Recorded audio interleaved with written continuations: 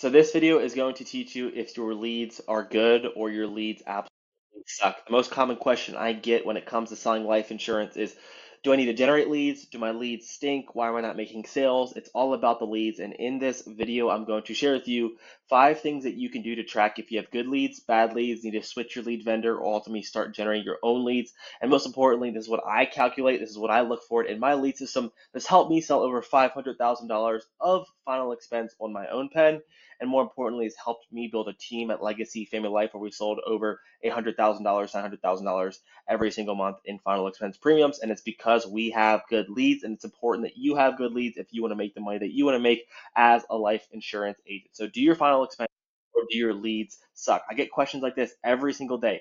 I'm generating leads, but I'm not making sales. I'm spending too much money. I'm putting myself into I'm spending big bucks on exclusive leads, but I'm still not getting people to answer the phone. I'm getting voicemails. I can't find a good lead system. I'm trying to generate 12 to 15 leads per day. I just don't know. I have lead problems. If you have lead problems, this video is going to solve it for you. So let's go ahead and talk about how do you understand if your leads suck, okay? Number one, the first thing that you need to understand is, do you have a high dial to contact rate? If you're not tracking numbers, if you're not tracking data, this is the first problem for you determining if you have good leads or bad leads. Okay, so get a spreadsheet, write down every presentation, every dial, every pickup, every sale, bad number. You need to start tracking these core key KPIs so that you understand where are your problems and where are your issues. Well, issue number one is high dial to contact rate, meaning if you are making 30 dials or more just to get one person to answer the phone, then you have terrible leads and you need to make a switch. This means that you're probably dialing 6-month-old leads or a year-old leads or recycled leads or used leads.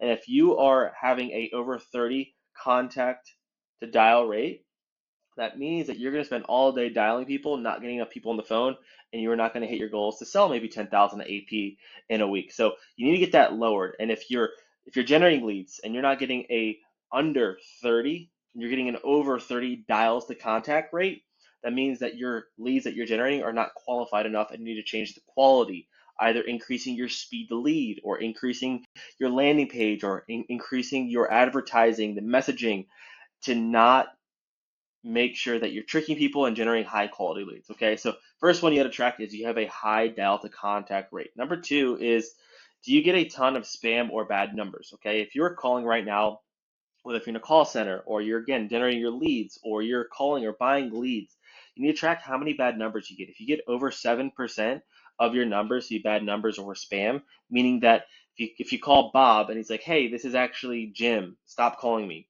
If you're speaking to the wrong people or not speaking to the right, individuals, or you're calling businesses, or you're just calling bad numbers because they have just put you on the spam list, then you need to report this, okay? If you could be spending all your day calling the wrong people, but if your leads are not calling the right people who actually filled out the form that you requested, you'll never make money in this business.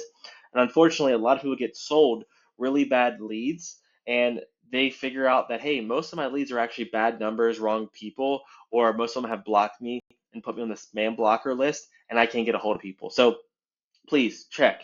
If over 7% of the people that you are speaking to have bad numbers, or your leads have over bad numbers or spam, you need to get a new lead source. Number three, they have no idea why you're calling, okay?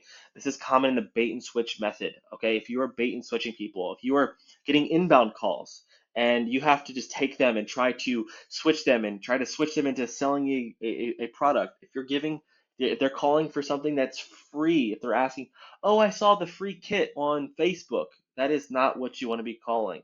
If they have no idea what you're calling about, they don't understand that it's life insurance or final expense insurance, if they don't understand that they have to pay for something or they think it's free, you are going to struggle to make money selling life insurance. And if you continue to get these objections, well, I thought it's free.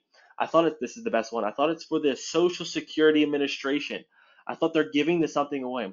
I thought the president is going to be giving away free life insurance. I thought the new administration has these new rulings. You need to run completely far away from those type of leads. And if you're spending high money, I see people that buy these for 15, 20, $25, and they're terrible leads, and you're getting just money stolen out of your pocket. The way that you can really track that is, if you're getting less than 30% of your leads into presentations, meaning if I generate 100 leads, I want to get at least 30 presentations.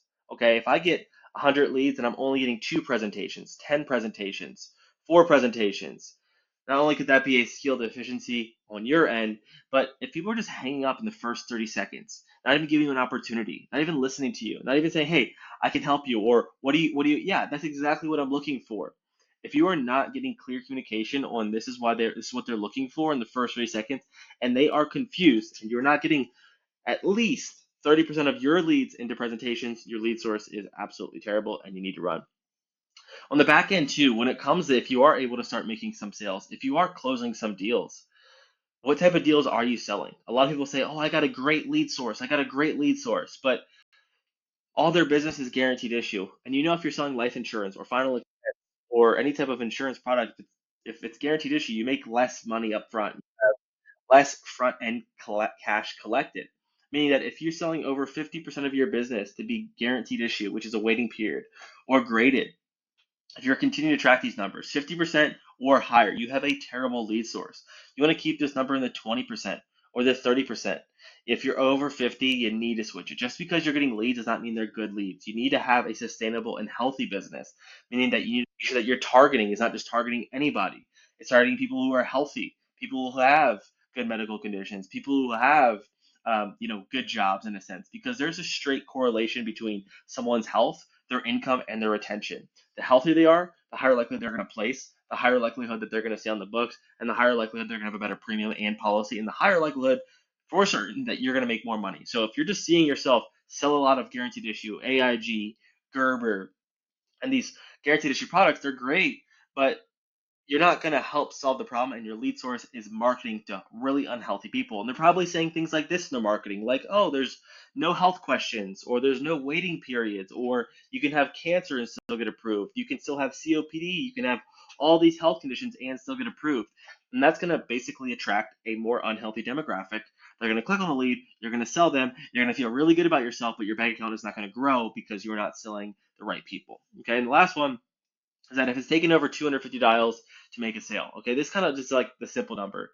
You should spend at least, if you're making 250 dials, you should at least making a sale every single day. So I knew if I was an agent that I could just have a good lead source, a reliable lead source. If I'm going to make 250 dials, meaning that I'm going to work a full day, Monday morning to evening, I can make 250 dials, and I should be able to make one sale. If you're going days and days and days, thousands of dials, 500, 700 dials every single day, and you're not making sales, either you stink or the marketing that you or the lead source that you're using is absolutely terrible. Okay, so you have to track your dial per sale. So track your dial per sales, track your guaranteed issue rate, track how many presentations you're getting out of your leads, track how many bound numbers you're getting, and track how many dials to contacts. And then see these numbers, analyze it, look at your data, track it daily, and you can see, do your leads suck? If so, change your lead source, figure out how to market, figure out how to have better systems. If your leads are good, stick to it.